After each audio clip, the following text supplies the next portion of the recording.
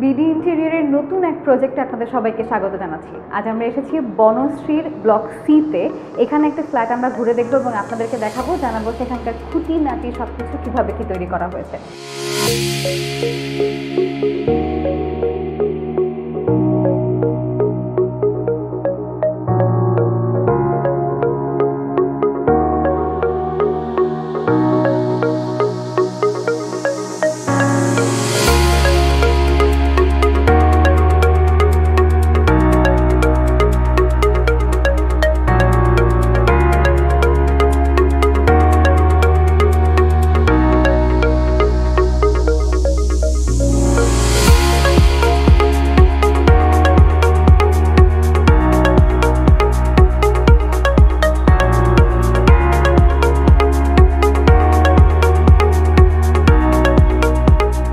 ফ্ল্যাটে ঢুকেই যেটা চোখে পড়ে সেটা হচ্ছে একটা ডাইনিং স্পেস।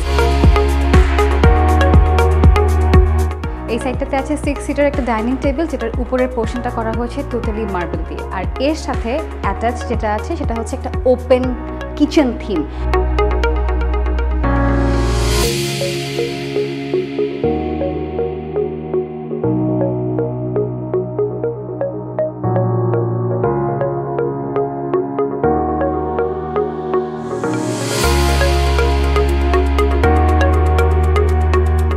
আমরা আছি হচ্ছে ড্রয়িং এর স্পেসটা।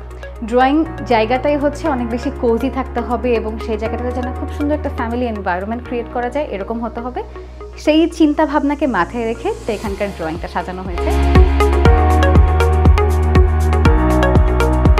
ড্রয়িং থেকে বের হওয়ার পর হাতের রাইটে একটা বেডরুম পড়ে। এবার এই বেডরুমটা দেখে আসবো। ঢুকে খুব সুদিং একটা বেডরুম দেখা যায়, একদম ঠান্ডা, যেটাকে বলে শান্তিপ্রিয়। পুরো ক্রিম বা অফ হোয়াইট যেটাই বলি সেই টেক্সচারের এই পুরো বেডরুমটাকে সাজানো হয়েছে।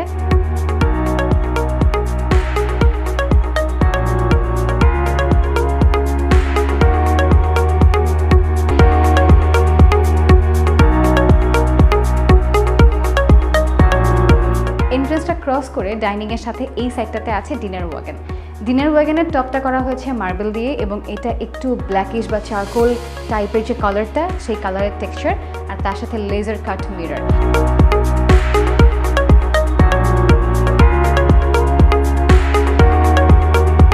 এবারে আমরা একটা মাস্টার বেড দেখে নিই।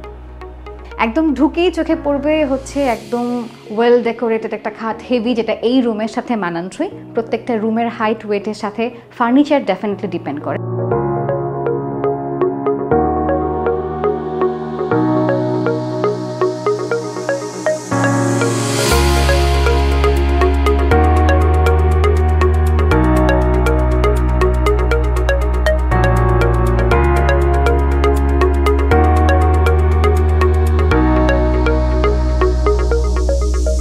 টেক্সচারের সাথে হচ্ছে একদম ট্রান্সপারেন্ট গ্লাস, যার কারণে ভিউ দেখতে কোনো কষ্ট হয় না।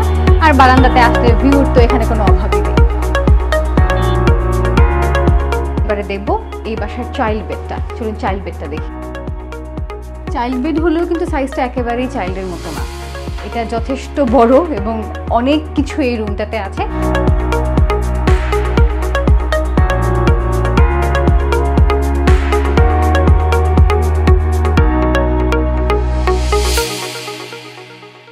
দর্শক, প্রত্যেকটা প্রজেক্টই প্রত্যেকটা ক্লায়েন্টের জন্য হ্যাপিনেস নিয়ে আসে, তাই বিডি ইন্টেরিয়র প্রজেক্ট হ্যান্ডিংটাও খুব বেশি হ্যাপিনেসের সাথেই করে। চলুন দেখি এখন আমাদের জন্য কি অপেক্ষা করছে।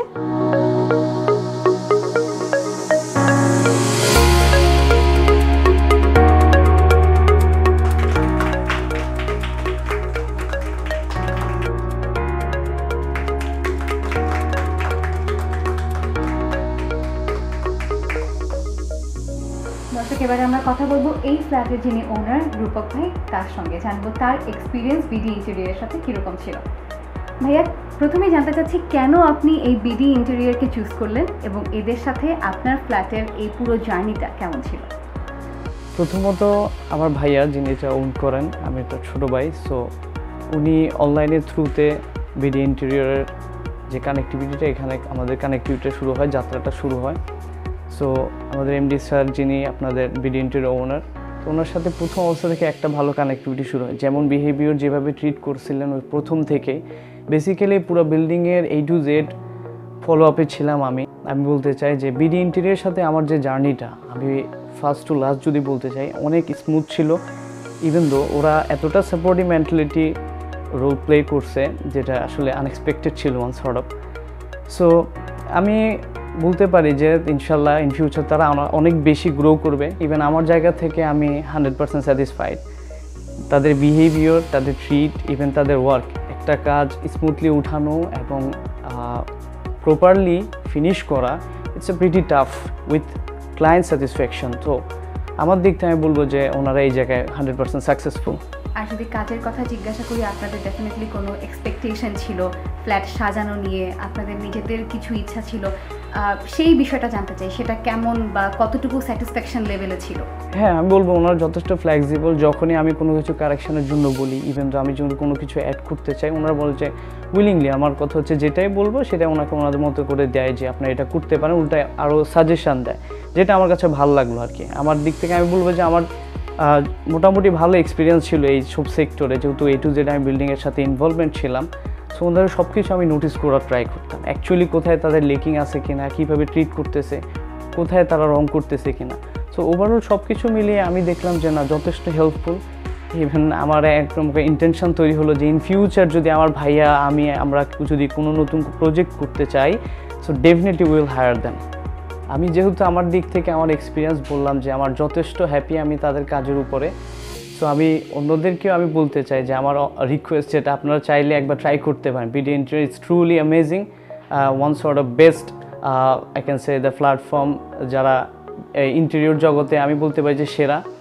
সো সবার কাছে আমার অনুরোধ যে আপনারা একবার ট্রাই করতে পারেন। অ্যাকচুয়ালি যখন আমরা কোনো ভালো কিছু পাই, আমাদের উচিত আরেকজনকে ওইটার একটা ট্র্যাক দেওয়া। সো এটা আমি আমার মন থেকেই বলতেছি, আপনারা ট্রাই করতে পারেন। They are truly best and amazing. Thank you. প্রিয় দর্শক, বিডি ইন্টেরিয়রের এবারের প্রজেক্ট আমরা ঘুরে দেখলাম এবং আপনাদেরকেও দেখালাম কিভাবে কোথায় কি করা হয়েছে। আশা করছি আজকের এই এপিসোড আপনাদের পছন্দ হয়েছে। পরবর্তী প্রজেক্ট নিয়ে খুব দ্রুতই আপনাদের সঙ্গে হাজির হব। সে পর্যন্ত সকলে ভালো থাকুন।